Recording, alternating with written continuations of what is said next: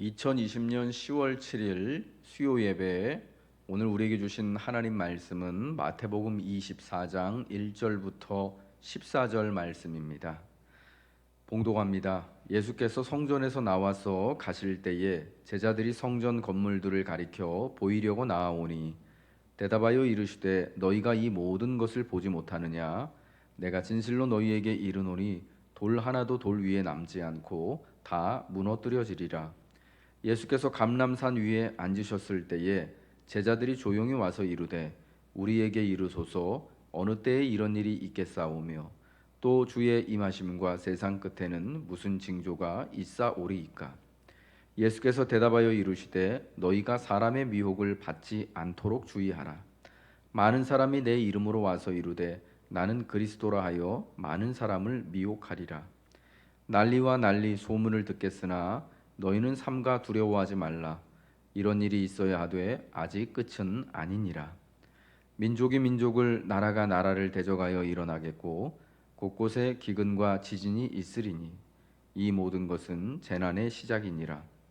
그때에 사람들이 너희를 환난에 넘겨주겠으며 너희를 죽이리니 너희가 내 이름 때문에 모든 민족에게 미움을 받으리라. 그때에 많은 사람이 실족하게 되어 서로 잡아주고 서로 미워하겠으며 거짓 선지자가 많이 일어나 많은 사람을 미혹하겠으며 불법이 성함으로 많은 사람의 사랑이 식어지리라. 그러나 끝까지 견디는 자는 구원을 얻으리라. 이 천국 복음이 모든 민족에게 증언되기 위하여 온 세상에 전파되리니 그제야 끝이 오리라. 아멘. 마태복음 24장의 말씀은 종말과 또 종말의 때에 있을 재난과 그 징조들에 대한 말씀입니다. 이 종말과 재난이 시작되어질 것을 예수님은 예루살렘 성전의 무너짐을 통하여서 이야기하십니다. 왜냐하면 성전의 무너짐은 유대인들에게는 세상의 종말과 같은 것이기 때문입니다. 그래서 성전 건물들을 가르치면서 제자들이 예수님, 이 성전이 얼마나 화려하고 대단합니까? 웅장합니까? 라고 할 때 예수님께서 이 성전을 너희가 보느냐? 이 돌 하나도 돌 위에 남지 않고 다 무너뜨려지게 될 바로 그 재난의 때, 종말의 때가 올 것이다 라고 말씀하시는 거예요.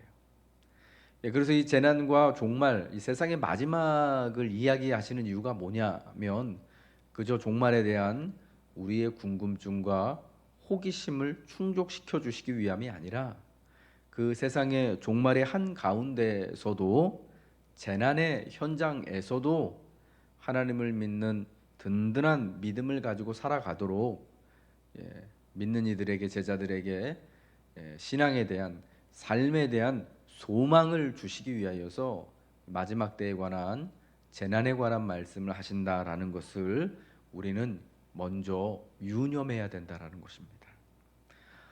어느 때에 이런 일이 있겠사오며 무슨 징조가 있사오리이까. 예루살렘 성전이 돌 위에 돌 하나도 남지 않고 다 무너질 것이다라고 예수님 말씀하셨을 때 제자들은 그것을 종말, 세상의 마지막으로 여겼습니다. 그러면서 예수님께 물어본 것이 예수님 어느 때 이런 일이 있겠습니까? 라는 거였습니다. 종말에 관하여, 재난에 관하여서 우리가 궁금한 것을 제자들이 대신 예수님께 묻는 것 같습니다. 우리들의 관심은 그때가 언제인가 하는 것입니다. 하지만 여러분, 언제인지 안다면 인간이 그때를 대비할 수 있겠습니까? 그러나 그 날과 그때는 아무도 모르나니 하늘의 천사들도 아들도 모르고 오직 아버지만 아시느니라 라고 마태복음 24장 36절에 주님은 말씀하십니다. 인간은 종말의 때가 언제인지, 세상의 마지막이 언제인지를 궁금해하고 그때를 알고 싶어 하지만 그러나 그때를 아는 것이 중요한 것이 아니다라는 것입니다. 보다 중요한 것은 뭐냐? 다만 세상의 마지막이 있다라는 것을 기억하며 현재를 마치 종말의 처음인 것처럼 사는 것이 중요하다라는 것입니다.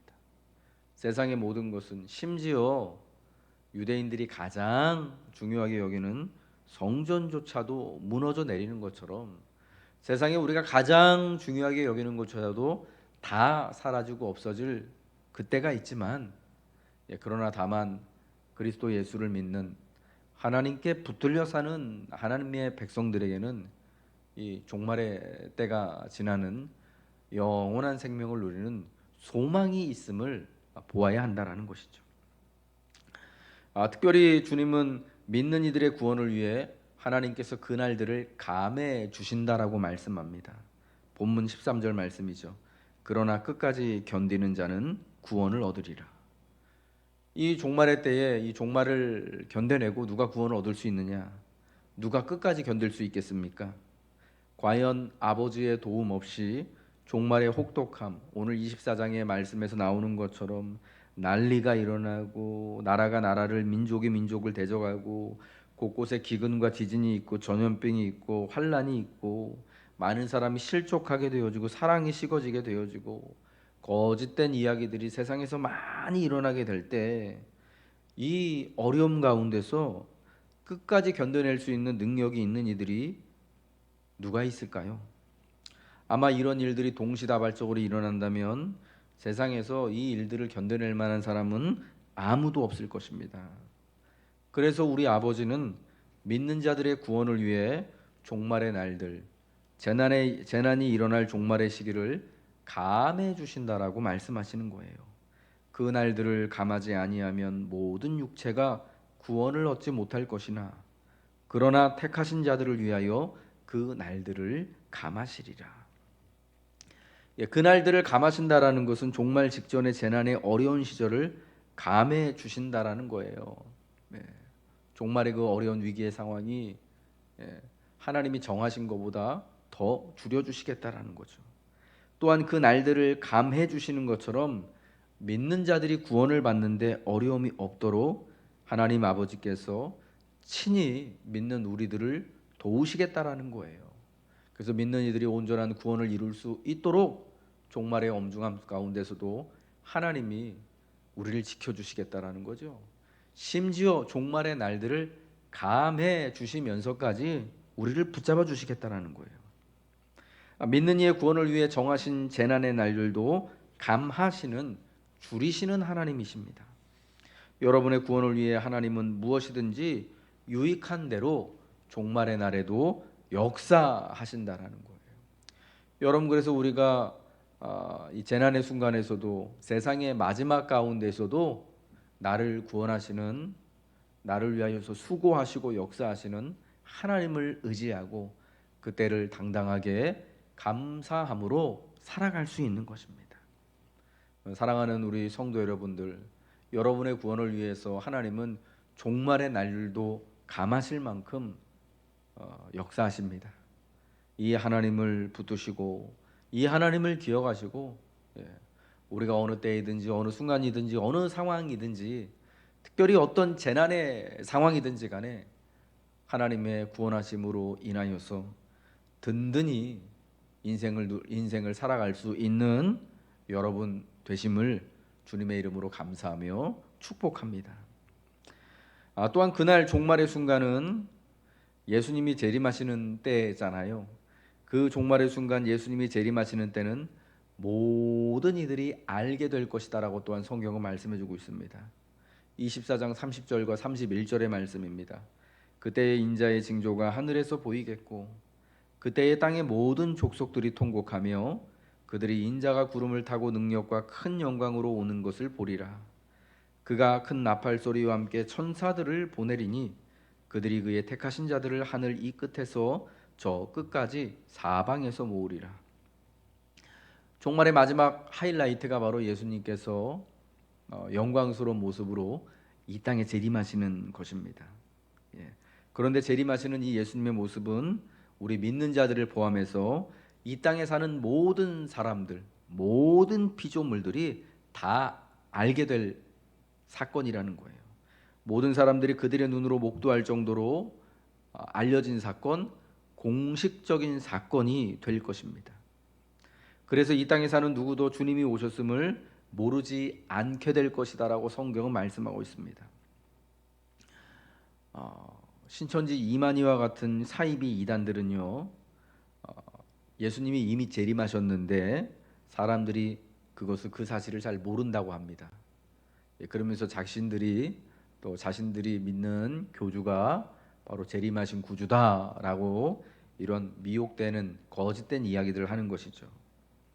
그러나 여러분, 그들의 이야기가 참 말도 안 되는 것이, 물론 사람인 그 교주가 주님의 재림일 수도 없을 뿐더러 성경에는 예수님의 재림은요, 땅의 모든 족속들이 다 인자의 그 구름을 타고 능력과 영광 가운데 오는 것을 보게 될 것이다라고 말씀하고 있습니다. 모든 사람들이 알려질 만큼 재림은, 종말의 마지막 하이라이트 사건인 예수님의 재림은요, 모든 사람들이 알게 되는 것이에요.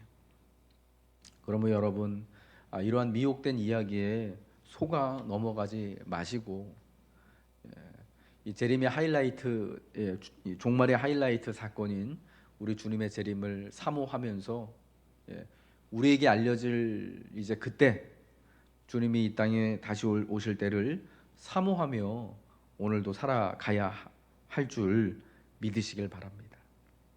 이제 마지막으로 주님의 그럼 재림을 맞이하는, 이 종말을 맞이하는 성도의 자세는 어떠해야 되는가? 종말의 때를 살아가는, 재림의 때를 살아가는 우리의 자세는 먼저 하루하루 우리의 일상에 충실하고 충성해야 한다는 것입니다. 성경은 이러한 사실로 충만합니다.